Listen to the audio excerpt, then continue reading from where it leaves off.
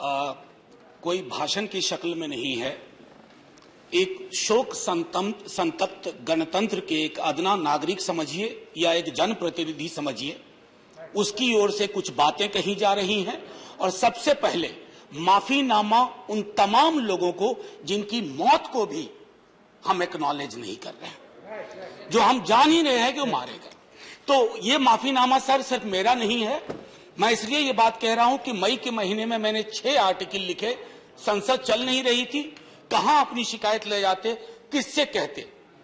मुझे भाजपा के मित्रों ने, कई साथियों ने कॉल किया, बधाई दी। मैं उनका भी एहतराम करता हूं और कहता हूं कि ये भरोसा इस सदन का है कि हम सबको एक साझा माफीनामा उन लोगों के नाम भेजना चाहिए जिनकी लाशें गंगा में तैर रही थी। किसी ने कह दिया ये, किसी ने कह दिया वो। सर दूसरी चीज, मैंने कल सेक्रेटरी जनरल साहब से ही बात करने की कोशिश की, बाकी जगह भी। किसी 2 सत्र के बीच में सर 50 लोगों की ऑबिचुअरी आज तक कभी नहीं हुई संसदीय इतिहास में। राजीव सातव की उम्र थी जाने की इस दुनिया से। रघुनाथ महापात्रा जब मिलते थे गले लगाते थे, बोलते थे जय जगन्नाथ। अचानक में वो नहीं है। ये पीड़ा व्यक्तिगत है, आंकड़ा मैं नहीं कहना चाहता हूं, मेरा आंकड़ा, तुम्हारा आंकड़ा।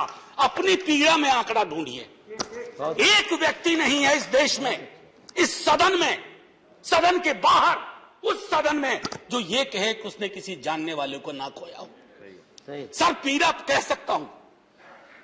ऑक्सीजन के लिए लोग फोन करते थे, हम अरेंज नहीं कर पाते थे।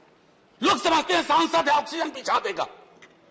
100 फोन में पूरे दिन में शाम को बैठ के देखते थे, सक्सेस रेट 2, सक्सेस रेट 3। हमको कौन सा आंकड़ा कोई बताएगा साहब? हमको नहीं किसी आंकड़े की बात नहीं करनी है। हमें देखना है कि जो लोग गए वो जिंदा दस्तावेज छोड़ के गए हैं हमारे फेलियर का। मैं आपकी बात नहीं कर रहा हूं साहब। आप कहिएगा 70 साल में कुछ नहीं हुआ, मैं उसमें जाना ही नहीं चाहता। ये कलेक्टिव फेलियर है 47 से लेकर अब तक की सारी सरकारों का। क्या बना दिया हमने? मुझे पता नहीं था कि अस्पताल और ऑक्सीजन का क्या रिश्ता होता है। सर ईमानदारी से कहता हूं, मैं मेडिकल बैकग्राउंड से नहीं आता हूं। सुबह से लोगों को दिखता था ऑक्सीजन ऑक्सीजन, रेमडेसिविर। मैं तो दवाइयों के नाम तक शुरू में सर प्रोनाउंसिएशन चेक किए कि कैसे उच्चारण करूंगा। ये हालत है। और तब हम आंकड़ों की बात कर रहे हैं, तब हम ये बात कर रहे हैं थैंक यू फलाना साहब, चिलाना साहब।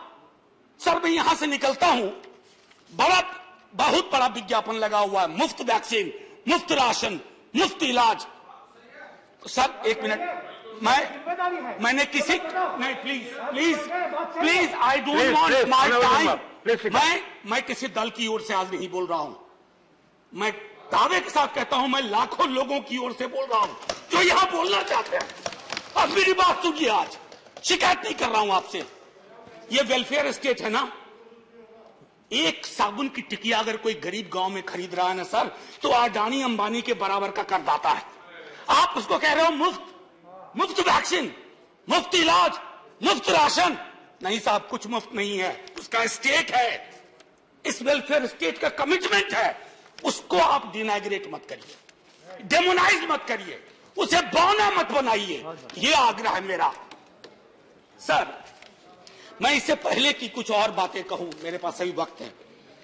सर इस कोरोना को मैं भी मानता हूं, मेरे पूर्व के वक्ता कुछ कह रहे थे, ये चैलेंज है हमारे लिए सर। बहुत बड़ी बड़ी बातें नए नए कानून की हो रही है। राइट टू हेल्थ की बात क्यों नहीं करते हम लोग? राइट टू हेल्थ, स्वास्थ्य का अधिकार, उसमें कोई किंतु परंतु लेकिन परंच नहीं। सीधे तौर पे स्वास्थ्य का अधिकार constitutionally guaranteed. Right to life के साथ लिंक करिए। किसी अस्पताल की मजाल नहीं होगी कि वो उस खिलवाड़ कर पाए उस राइट टू लाइफ का। करना नहीं चाहते।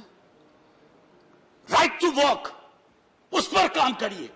पॉपुलेशन को लेकर के बहुत बातें हो रही हैं साहब। डेमोग्राफी को, डेमोग्राफर्स को छोड़ दीजिए, बड़ा संश्लिष्ट विज्ञान है, लेकिन ये हम कर सकते हैं इस सदन और उस सदन में। Right to life, right to work पर लेजिस्लेशन लाइए ताकि कोई आपदा आए। अभी तो हमारे लीडर ऑफ हाउस नहीं है, नए नए बने हैं। उनसे मैं कहता, जब वो रेल मंत्री थे, हॉस्पिटैलिटी सेक्टर के लोगों को निकाल दिया गया। इसी कोरोना काल में मैंने लगातार आवाज उठाई, कोई सुनने वाला नहीं है सर। कोई नहीं सुन रहा। अगर आप सांसद की नहीं सुन रहे हैं तो जो छोटे अदना संविदा वाले नौकरी से निकाले गए उसकी कौन सुनेगा सर। एक और अद्भुत चीज हुई इसी कोरोना के दौरान, माननीय उपसभापति महोदय, जब हाहाकार मचा हुआ था हॉस्पिटल के लिए, आईसीयू बेड्स के लिए, दवाइयों के लिए, यह हाहाकार जब मचा हुआ था, उस दौर में सर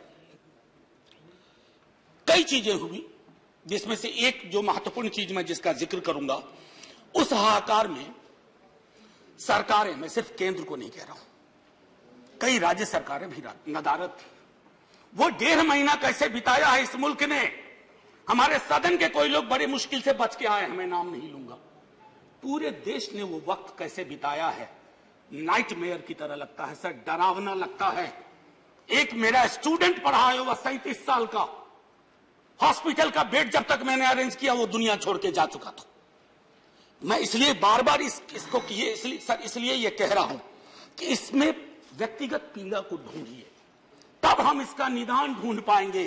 मेरी नाव तुम्हारी नाव, मेरा काल तुम्हारा काल, ये तो बहुत कुछ हुआ, इस भौकाल से आपको कुछ हासिल नहीं होगा। सर बस 1 मिनट और लूंगा, जो मैं कहना चाह रहा था। सर एक खत मैंने मृतात्माओं के नाम लिखा था, कुछ कर नहीं पा रहा था, बेबसी में एक खत लिखा, जो लोग इस दुनिया से चले गए। उसमें कुछ मैंने सलाह दी थी सर सरकार से, और ये जो उस बीच में कहा गया कि सरकारें फेल नहीं की, सिस्टम फेल कर गया। अरे साहब, ये सिस्टम कौन क्या है? बचपन से सुनते थे कि सिस्टम के पीछे व्यक्ति होता है, सिस्टम के पीछे एक संरचना होती है। अगर वो सिस्टम फेल किया है, चाहे दिल्ली में या किसी गांव की गलियों में, तो वहां की सरकारें फेल गई। सिस्टम का नाम इसे मत दीजिए, क्योंकि यही वो सिस्टम बनाते हैं। धन्यवाद। और आप बस आखिरी टिप्पणी करने दीजिए। प्रोफेसर धन्यवाद, आपको ज्यादा टाइम दे चुका हूं मैंने। सर बस 10 सेकंड लूंगा। आज जय हिंद बोलने में भी वो खुलूस नहीं आ रहा है जो आम दिनों में हुआ करता है। मैं सिर्फ इतना आपसे आपके माध्यम से कहना चाहता हूं, मैंने एक शिकायत नहीं की सर, किसी से नहीं। किससे शिकायत करेंगे? आहत हूं, जगाना चाहता हूं स्वयं को भी, आपको भी, क्योंकि अगर गंगा में तैरती लाशें, सर जिंदगी में डिग्निटी चाहिए, मौत में उससे बड़ी डिग्निटी चाहिए। हमने अनडिग्निफाइड डेथ को विटनेस किया है, और अगर हमने इसको दुरुस्त नहीं किया सर, आने वाली सदियां माफ नहीं करेगी। आप बड़े बड़े इश्तहार छपवाओ, अखबारों के 4 पन्ने रंग दो, फलाना थैंक यू सर, इतिहास को थैंक यू कहने का मौका मिलना चाहिए। धन्यवाद। जय हिंद साहब। अगर मेरी बात से फिर भी किसी को कष्ट पहुंचाओ, मैं उन्हीं लाखों लोगों की धन्यवाद डेड बॉडी के बिहाफ पे आपसे माफी मांगता हूं। जय हिंद। धन्यवाद। Next speaker is Sanjay